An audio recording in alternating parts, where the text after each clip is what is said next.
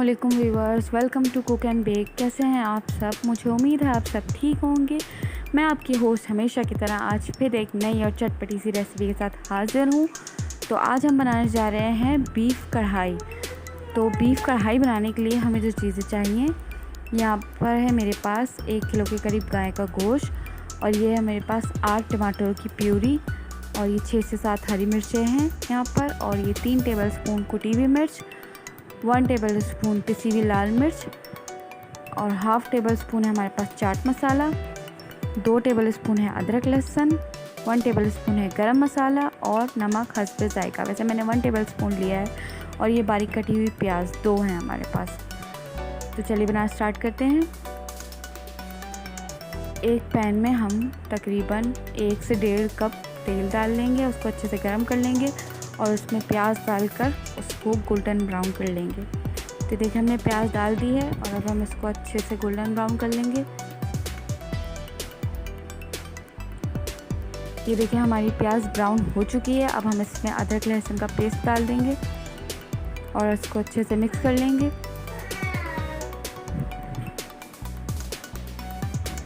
ये देखिए हमारा अदरक लहसुन का पेस्ट भी फ्राई हो चुका है।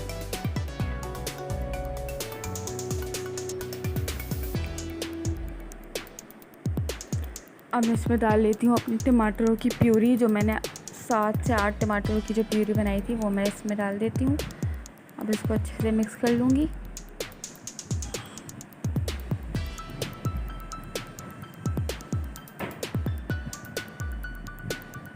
अब इसमें मैं अपना सारा मसाला जार जो है, कुटी हुई मिर्चें 3 टेबलस्पून, और ये है मेरे पास गरम मसाला और नमक। गरम मसाला हाफ़ टेबलस्पून, नमक 1 टेबलस्पून है, और लाल मिर्च भी 1 टेबलस्पून है, चाट मसाला हाफ़ टेबलस्पून है। अब इसको अच्छे से मिक्स कर लेंगे। ये मैंने काली मिर्च बताई नहीं थी, भूल गई थी मैं, तो मैं इसमें काली मिर्च भी ऐड कर रही हूँ हाफ़ टेबलस्पून। तो अब हम इसको अच्छे से मिक्स कर लेंगे।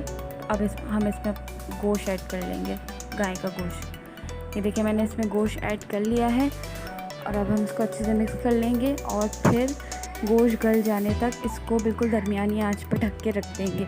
और इसमें कोई पानी वानी नहीं डालना, ये खुद अपना पानी छोड़ेगा और गोश्त भी गल जाएगा। ये देखिए इसने पानी छोड़ दिया है और गोश्त भी हमारा गल चुका है। अब हम इसका पानी खुश्क कर लेंगे। ये देखिए हमारे कढ़ाई का पानी बिल्कुल खुश्क हो चुका है, और अब हम इसमें हरी मिर्चा और हरा धनिया का दम लगा देंगे। हमारी चटपटी सी और ईजी सी कढ़ाई बिल्कुल रेडी है। 5 मिनट के लिए हम दम पे रखेंगे इसको, बिल्कुल हल्की आंच पर।